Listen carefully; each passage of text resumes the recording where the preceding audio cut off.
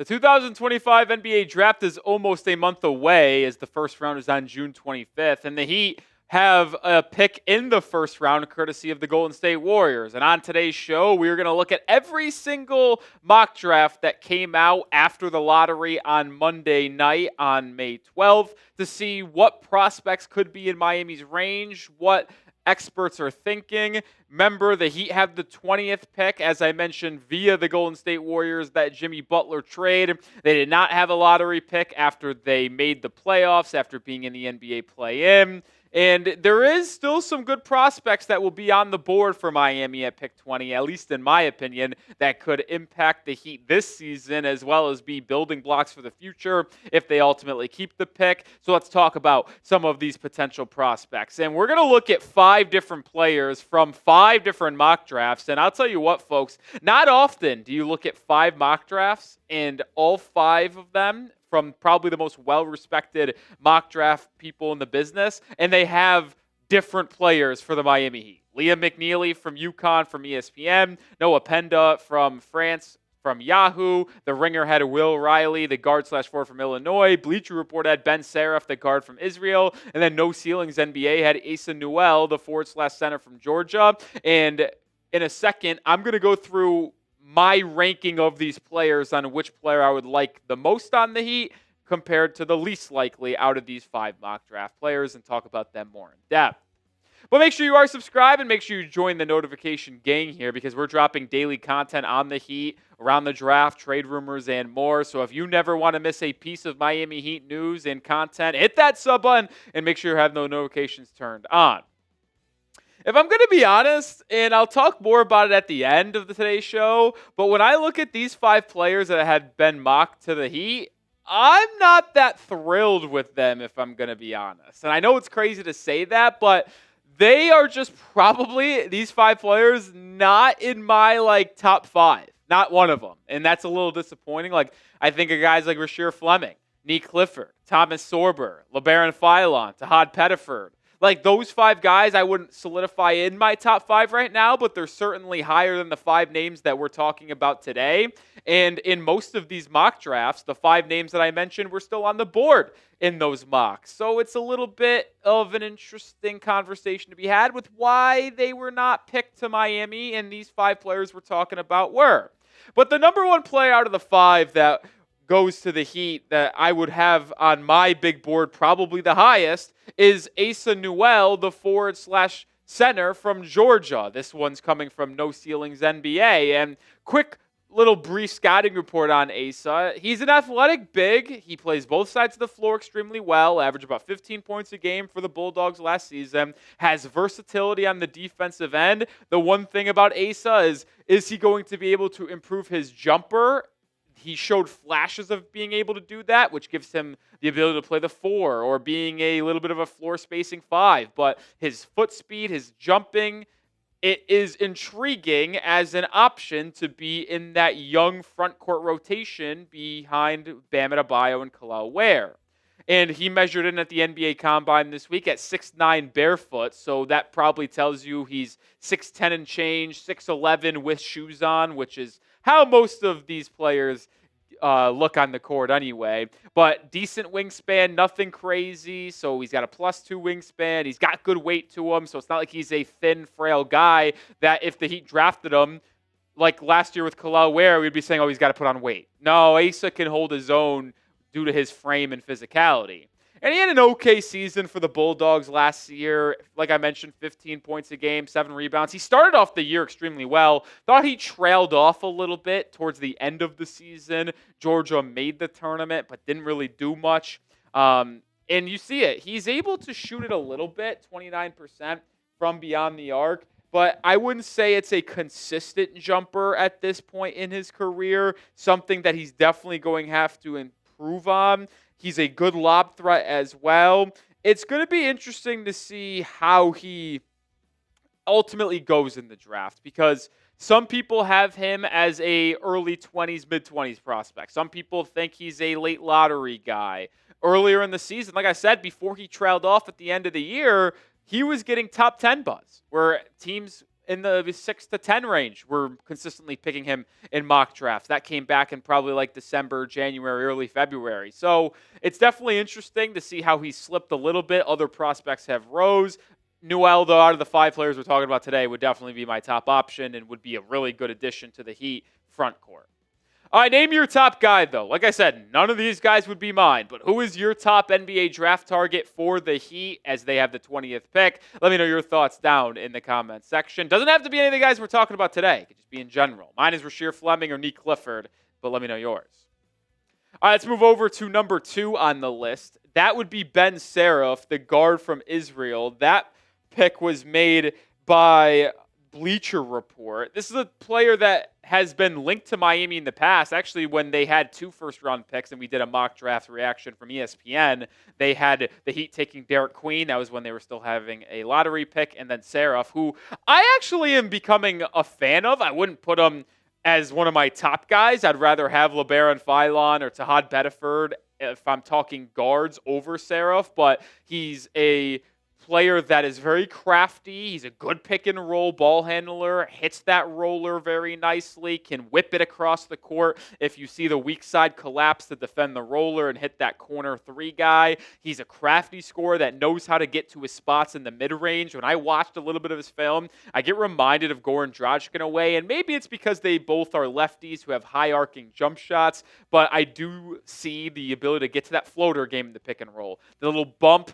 step back 12-footer from the free throw line. Now, the question marks on Saraf mainly go to the athleticism and the defense, and you wonder how he would fit next to Hero because of that, but he's got really good length for a true guard. Right now, the measurements on him are 6'5" with a 6'7.5" wingspan. Those are unofficial because we did not see these European and international prospects be at the NBA Combine, but Saraf, I like him a lot. I think his three-point shot would continue to improve in the Heat's developmental system, and as he gets stronger and gets better mechanics. But as a young prospects right now, I like Saraf quite a bit, and we know the Heat are certainly looking for a guard. Number 3 on my list, this one is Liam McNeeley, the guard/forward from UConn. This was the ESPN selection from Jonathan Gavoni and company. And McNeely's a fascinating player because he was a 5-star recruit, played on Montverde Academy last season with Asa Newell, or 2 years ago in high school, I should say, with Cooper Flagg, with Derek Queen. It was one of the most loaded high school teams I've ever seen. And when you talk about McNeely's role in the NBA, it's more of an off-ball shooter, like a movement guy who kind of struggled shooting off the dribble and off curls last season, but when he has his feet set, he can absolutely knock down shots with the best of them. Certainly a player that would be in consideration for top 3 or top 5 pure shooters in the class. Now, the questions with McNeeley, he has major concerns about his ability to create for himself and others. Athleticism is a concern as well, but he's a very good rebounder for his size, and that's one of the important things that I want to mention. McNeely's got good size on him. Like mentioned, when you get measured at the combine, it's barefoot. So with shoes on, he's damn near 6'8" in 3/4. He could arguably be 6'9" with shoes, and he's going to continue to grow. He's still only 19 years of age. He's got okay wingspan, a +2, so nothing crazy. But the height is the most intriguing part here because he does have a little bit of a handle. He was forced to be an on-ball creator a little bit for the Huskies last season, which I will say is not his role. Like, he should not be relied upon to be a creator, but he is nice to know that he has some secondary ball handling abilities that were displayed. But that, like I mentioned, I don't think is the best way to use him at the next level. The best way to use him, and I hate to compare him to like other white dudes in the NBA that can shoot, but like you think about a Corey Kispert. You think about even maybe a potential Duncan Robinson who's a little bit better on the defensive end, a little bit better on the glass. Like, that's kind of where I see McNeeley, which is why I'm skeptical of this fit if you're the Heat and have him 3rd on my board, because the talent's there, sure, and I see if he's able to just play off ball and benefit from a different on-ball creator and gravity offensively, maybe like Tyler Hero could draw, like Bam Adebayo could draw. I see how he could be an instant impact guy. But to me, when you're thinking of what Miami needs, I don't think that a off-ball shooter is their number one priority. I will be thinking of athletic wings and creating guards. So that is what I think for Miami. I do not think that an off-ball shooter is probably the way Miami should go with their 20th pick if they keep it. But make sure you do subscribe to the channel because I think we have the number one NBA draft content on the platform around the Miami Heat. I take a lot of time to deep dive, scout these prospects, watch film, create a big board, and analyze how these players would fit on Miami. So hit that sub button. It is greatly appreciated if you join us. We also put out daily content, so don't miss out on that. All right, number 4 out of these 5 prospects is Noah Penda, the forward from France. This one came from Yahoo and Kevin O'Connor. And Penda, he's a fascinating prospect. That is something that I think is a good way to use him because the upside with him is very, very high. But there are a lot of things that give you cause for concern. Like the quick little Spark Notes version of Penda. He's a super long wing who's a connecting piece. Great playmaking feel. Maybe not for himself, but in the flow of an offense, he knows how to make a quick pass, knows where to go with the ball in his half-court set. He's got a lot of good things that you like defensively. Versatility is something that comes to mind. Can probably guard 1 through 4. Now, he has got an inconsistent shot, and boy, oh boy, does he struggle to finish inside through contact in traffic when people and big men are coming off ball to help. He can't really dribble inside the paint either. When he gets downhill, it's not pretty. But you talk about something that could be interesting here. That shot, it's very high arcing. It's got a very high release point, which makes it difficult to defend. When I watched it, the first thought I had in terms of a shot form is Mikal Bridges. It's a tough shot to block right there. But we talked about the positive in terms of his size and length. Now, this is not official because he was not at the combine, but 6'8" with a +4 wingspan at 7 feet. That's very good. 225 in weight, also very solid. Like, he certainly has to improve his ability to finish inside and become more consistent as a catch-and-shoot three-point guy. But you talk about an early Haywood Highsmith that's a little bit bigger. Think about that if you're a Heat fan. Because he's got a good feel cutting off ball. He can cut off ball. That's something he can do. He's got excellent defensive versatility, guarding 1 through 4 like Haywood can, and he's a good playmaker in the half court in terms of making the extra pass like Highsmith as well. So I think he's early Haywood Highsmith with a lot of upside if he's able to become a more consistent three-point shooter, able to develop a little bit of a handle and to finish inside amongst traffic. So Noah Penda, there are things to like here, but certainly not someone I'm eyeing for the Heat at number 20. The last player we're going to talk about today is Will Riley, the guard/forward from Illinois. Now, this mock draft came in from The Ringer, who used to have Kevin O'Connor, no longer does. But Riley, true freshman from Canada, played with Kasparas Yakachonis last year at Illinois. Now, he's a versatile guard that could fit in any system. He, like Penda, is very good off ball. Now, I don't know if he is able to take people off the dribble.